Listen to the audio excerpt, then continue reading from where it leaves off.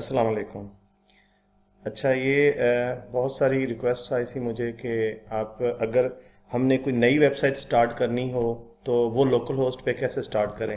यानी ये जो हमने स्टार्ट में जो प्रोसेस किया था वो ये किया था कि आपने जब स्टार्ट से अपना सर्वर क्रिएट करना है और जैम को इंस्टॉल करना है, उसमें वेबसाइट बनानी है, तो उसी प्रोसेस को हम लेके आगे चल रहे थे।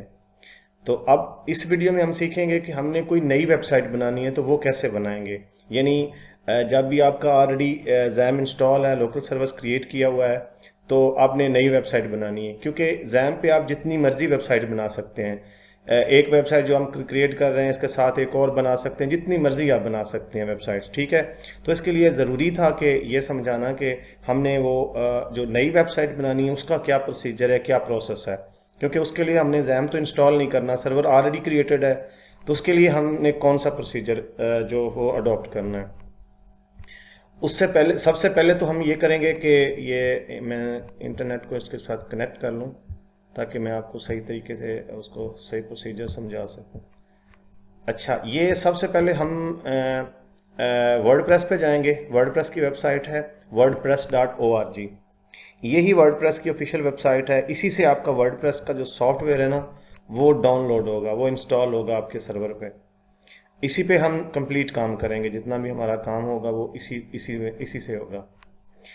तो इसको हम यहाँ से उसकी ऑफिशियल वेबसाइट है wordpress.org। दो वेबसाइट्स हैं इसकी वर्डप्रेस की, एक है wordpress.com, एक है wordpress.org। जो wordpress.com है उसमें वर्डप्रेस अपनी होस्टिंग प्रोवाइड करता है, अपनी वो और सर्विसेज के लिए जो उसने अपने आप को असाइन किया हुआ है। तो ये जो wordpress.org है ना, इसी में वर्डप्रेस का सॉफ्टवेयर है। जो सॉफ्टवेयर और प्लगइन और थीम्स वगैरह है ना, वो इस वेबसाइट के साथ डील किए हुए हैं उसने। तो उसकी सारा जो प्रोसीजर है या प्रोसेस है वो इसी वेबसाइट के साथ है .org, wordpress.org। हम यहाँ पे क्लिक करेंगे गेट वर्डप्रेस, तो ये जो हमारा जो सॉफ्टवेयर है ना वो डाउनलोड होना स्टार्ट हो जाएगा। इसी तरीके से ये अब क्लिक करेंगे तो हमारा जो वर्डप्रेस का जो सॉफ्टवेयर है वो डाउनलोड होना स्टार्ट हो जाएगा।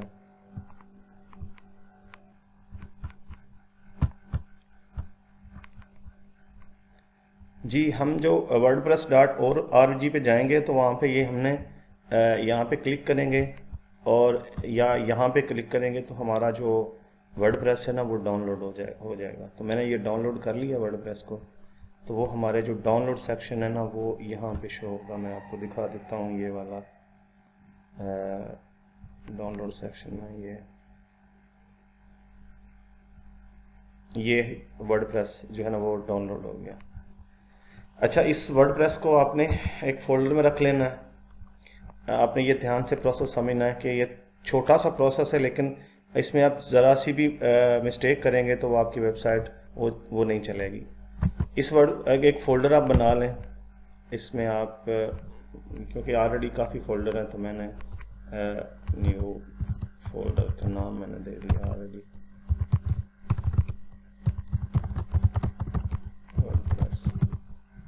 न्यू फोल्डर फॉर, मैं इसमें इसको ड्रैग करके छोड़ दूंगा, वर्डप्रेस को यहाँ पे छोड़ दूंगा इसमें डाल के इसको मैं एक्सट्रैक्ट कर लूँगा यहाँ पे। जब ये एक्सट्रैक्ट कर लूँगा ना तो ये वर्डप्रेस की फ़ाइल आ जाएगी, एक्सट्रैक्टेड फाइल, ठीक है।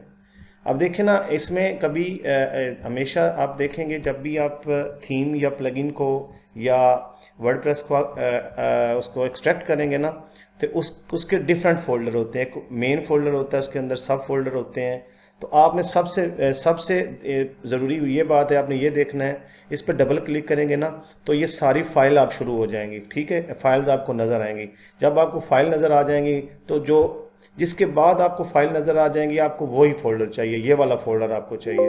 ये वर्डप्रेस का ये फोल्डर है जिसके साथ आपने काम करना है।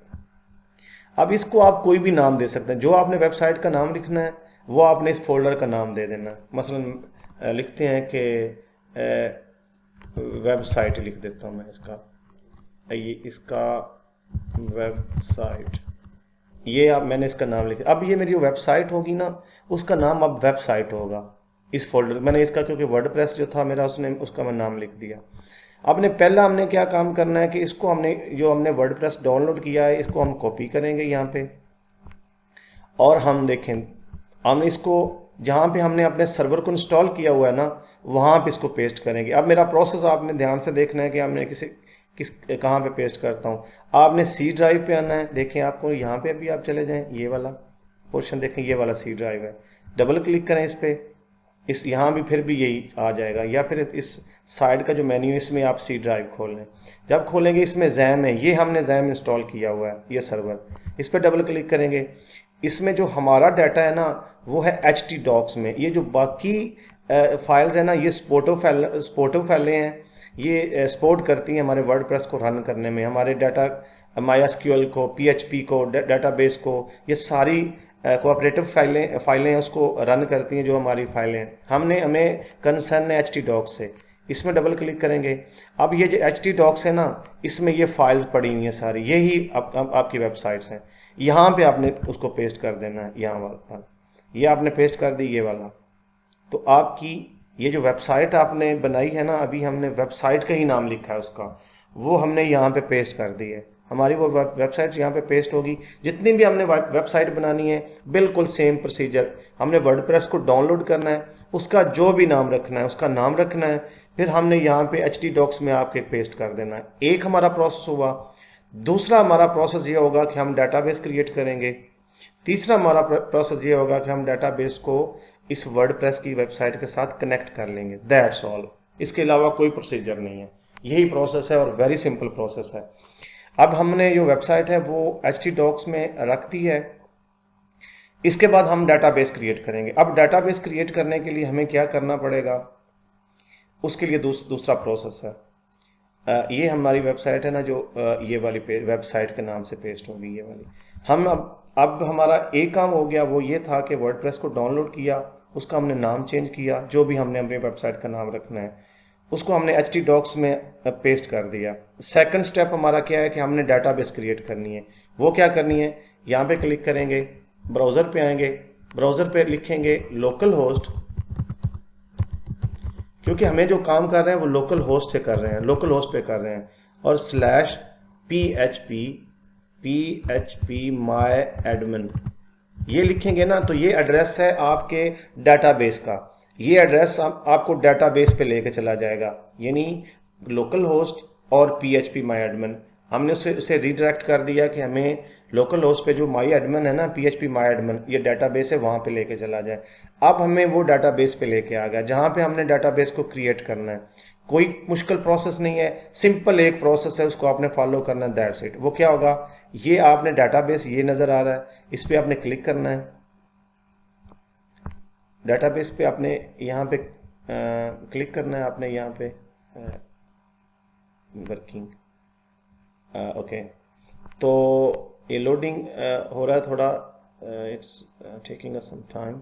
ये आपका डाटाबेस, आपने मैं ये क्लिक किया सिंपल, कुछ भी और मैंने नहीं किया, डाटाबेस पे क्लिक किया और ये चीज़ आ गई। आपने इस पे यहाँ पे कोई भी नाम लिख लेना है डाटाबेस का, जो भी आपके डाटाबेस ने आपने क्रिएट करनी है, यानी लिख लेना है कि इसका नाम लिख देते हैं कि माय साइट लिख देता हूँ। लेकिन ये देखना है कि ये जो डाटाबेस ऑलरेडी आपने क्रिएट किए हुए हैं ना उसमें कोई डाटाबेस सेम डाटाबेस ना हो, ठीक है। ये आपने डाटाबेस का कोई भी नाम रख लें, इसको आप ना कॉपी कर लें कि आपको पता होना चाहिए कि मैं जो डाटाबेस रखी है ना वो क्या रखी है। ये आपने यहाँ पे आ जाएं, नोटपैड खोल लें, नोटपैड पे यहाँ पे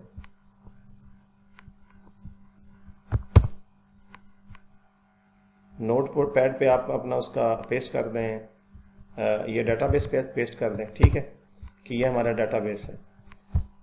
और इसको हम क्रिएट कर दें, बस हमने क्या लिखा, माई साइट लिखा और इसको क्रिएट कर दिया। अब हमारा डाटाबेस भी क्रिएट हो गया। यानी हमने क्या किया, वर्डप्रेस को इंस्टॉल किया, वर्डप्रेस का यानी उसका नाम चेंज करके हमने htdocs में रखा। दूसरा हमने डाटाबेस क्रिएट कर लिया, डाटाबेस localhost.php myadmin पे जाके सिर्फ यहाँ पे क्रिएट डाटाबेस पे कर लिया। ये माई साइट हमारा डाटाबेस है, ठीक है, जिसको हमने जोड़ना है इसके साथ। इसका नाम भी लिख लें आपकी ये वेबसाइट के साथ, इसको भी आपको कॉपी कर लें, ये वाला। ये हमारे दूसरा प्रोसेस, यानी पहला प्रोसेस था हमारा, हमने ये क्रिएट किया था, ये हमने क्रिएट की थी वेबसाइट। दूसरा ये हमारा डाटाबेस है।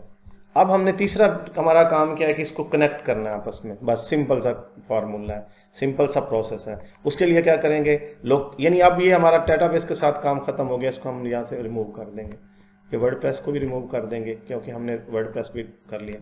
यहाँ पे लिखेंगे लोकल होस्ट और हम उसी वेबसाइट को कॉल करेंगे जिस वेबसाइट को हमने फोल्डर बनाया था। क्या बनाया था, अब यहाँ पे वे देखें ये वेबसाइट, इस फोल्डर को हमने कॉल करना जो हमने वहाँ पे रखा था। इसको हम लिखेंगे लोकल होस्ट के बाद हम इस फोल्डर को पेस्ट कर देंगे। देखें लोकल होस्ट यानी आगे स्लैश वेबसाइट, हम इस फोल्डर पे को कनेक्ट कर रहे हैं डाटाबेस के साथ। जब हम क्लिक करेंगे ना तो हमारे साथ सामने एक नया इंटरफेस खुल जाएगा, वो ऑप्शन देगा कि आप हमारा डाटाबेस कनेक्टेड नहीं है लिहाजा उसको कनेक्ट करें। कॉन्फ़िगरेशन की हमारे पास ऑप्शन आ जाएगी कि आप देखें कॉन्फ़िगर, यानी ऑप्शन आ जाएगी।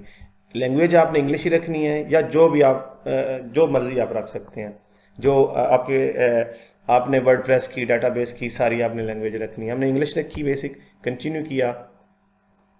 जब हमने कंटिन्यू किया तो उसकी ऑप्शन आ गई, उसकी नेक्स्ट में देखें ये चीज़ आ गई कि हमने डाटाबेस को कनेक्ट करना है, यूज़र नेम पासवर्ड वगैरह हमने कनेक्ट करना है। ये हमारा मैसेज आ गया जी, ठीक है, हमने लेट्स गो करते हैं।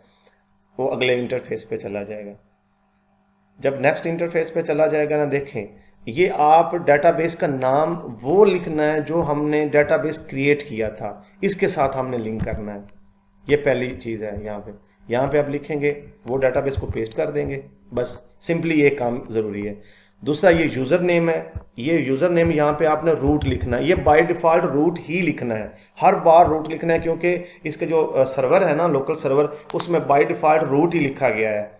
क्योंकि आपने नया सिरे से कुछ भी नहीं चेंज करना, आपने सिर्फ रूट ही लिखना है और कोई भी अपनी मर्जी से आप यहाँ पे नहीं लिख सकते क्योंकि बाय डिफ़ॉल्ट उसमें रूट इंसर्टेड है। तो आपने जो यूज़र नेम है यहाँ पे रूट ही लिखना है। दूसरा ये कि पासवर्ड उसमें ब्लैंक है, ये खाली आपने कर देना और कुछ भी नहीं चेंज करना। लोकल होस्ट का डाटाबेस लोकल होस्ट है, WP वर्डप्रेस का ये सेम प्रीफिक्स रहने दें।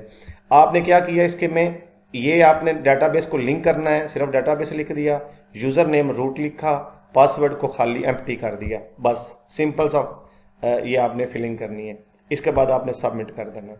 जब सबमिट करना है, अब आपकी वर्डप्रेस की जो वेबसाइट है ना उसका इंटरफेस आ गया है। अब उसकी आपने ये अपने रन एंड इंस्टॉल करें। अब आपका वर्डप्रेस, आपका डाटाबेस भी कनेक्ट हो गया, आपका डाटाबेस क्रिएट भी हो गया, वर्डप्रेस भी इंस्टॉल हो गया। अब आपकी वेबसाइट आ गई है, ये आपकी वेबसाइट का इंटरफेस है। यानी पहला, यानी आपने साइट का नाम क्या रखना है, साइट का नाम लिखना है जी माई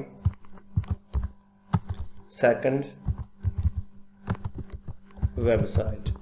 यहाँ पे यूज़र नेम, ये यूज़र नेम आप लिखना है जो आप वेबसाइट पे लॉगिन होने के लिए लिखेंगे, ठीक है। यानी जब आपने लॉगिन होने के लिए आपको चाहिए वो आपने यहाँ पे यूज़र नेम लिखना है।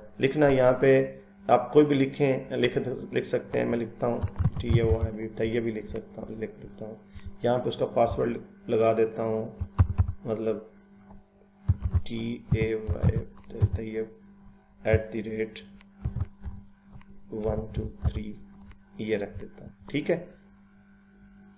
तो अगर ये देखें यहाँ पे वीक आ रहा है ना, तो ये आपने को टिक करना जरूरी है, अदरवाइज ये सबमिट नहीं होगा। जो मर्जी आप लिख सकते हैं, सिर्फ ये तैयब भी लिख सकते हैं, यानी वो ही लिख सकते हैं।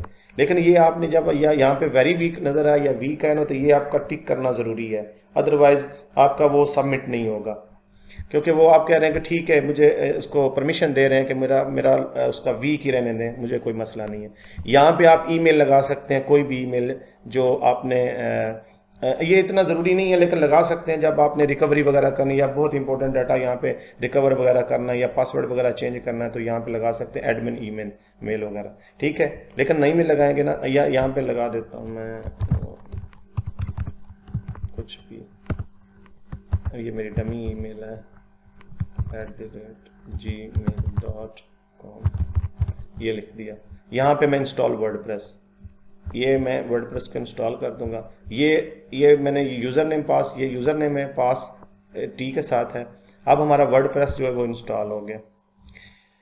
ये हमने बहुत सिंपल प्रोसेस हमने एक्सप्लेन किए कि पहले हमने वर्डप्रेस को डाउनलोड किया, उसकी हमने नाम चेंज किया, उसको htdocs में रखा। दूसरा प्रोसेस, हमने डाटाबेस को क्रिएट किया। डाटाबेस का नाम आपने कोई भी क्रिएट कर लेना है, और उसके बाद हमने उसको इंस्टॉल कर दिया।